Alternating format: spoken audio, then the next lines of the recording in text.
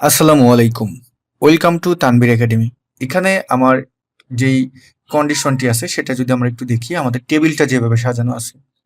টেবিলটা হলো যে কাস্টমার নেম, আইটেম নেম।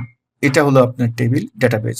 এখন আমরা এখানে আইটেম নেমে যেটা লক্ষ্য করতেছি যে আমরা দেখতে পারতেছি অলটন এসি এখানে আছে ১.৫ টন, স্যামসাং ১.৫ টন আছে, হিট AC ২ ton, General AC ২ ton. এভাবে একেকটা ব্র্যান্ডের একেক টাইপের আছে।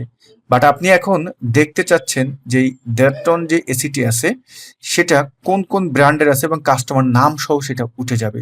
তো এখানে তো অলটনের আছে, স্যামসাং এর আছে, জেনারেলের আছে, বিভিন্ন কোম্পানির ১.৫ টনের এসি আছে। এটা আমরা কিভাবে বের করব?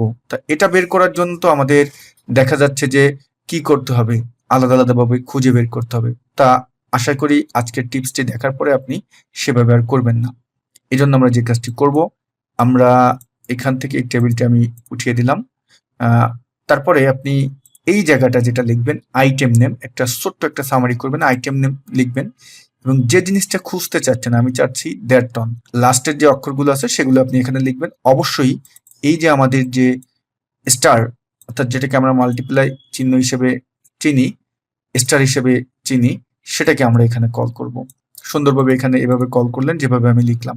লেখার পরে এখন আমরা চলে যাব রিবন বার থেকে ডেটা মেনুতে। ডেটা মেনু থেকে ডান পাশে দেখবেন শর্ট অ্যান্ড ফিল্টারের যেই গ্রুপটি আছে সেখান থেকে অ্যাডভান্স নামে যে টুলটি আছে এখানে আমরা প্রেস করলাম। তারপরে আমরা আমাদের সামনে অ্যাডভান্স ফিল্টার ডায়লগ বক্স আসলো। লিস্ট রেঞ্জ, আমরা রেঞ্জটা এখন সিলেক্ট করে নেব। রেঞ্জটা হলো আমার এই ফুল টেবিলটা। ফুল টেবিলটা আমরা নিয়ে নিলাম এবং ক্রাইটেরিয়া রেঞ্জ হলো যে আপনি কি চাচ্ছেন। আমি চাচ্ছি এই যে আইটেম নেম এবং সেটা ১.৫ টন যেগুলো আছে সেগুলো। আমরা এভাবে ক্রাইটেরিয়াকে কল করলাম।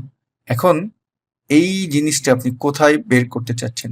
এজন্য আমরা কপি টু অ্যানাদার লোকেশন এটাই আমরা ক্লিক করব। তারপরে করে এখন আমি যেই লোকেশনে চাচ্ছি এই কপি টুর এখানে এসে আমি এই লোকেশনটাতে চাচ্ছি।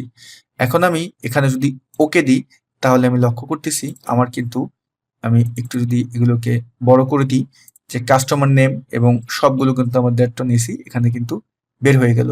বিশাল বড় যদি টেবিল থাকে জাস্ট এই ছোট্ট ট্রিকটি ব্যবহার করে কাজটি কিন্তু আপনি সহজেই করে ফেললেন। আপনার বস কিন্তু অবাক হয়ে যাবে যে তুমি কাজটি কিভাবে করলে।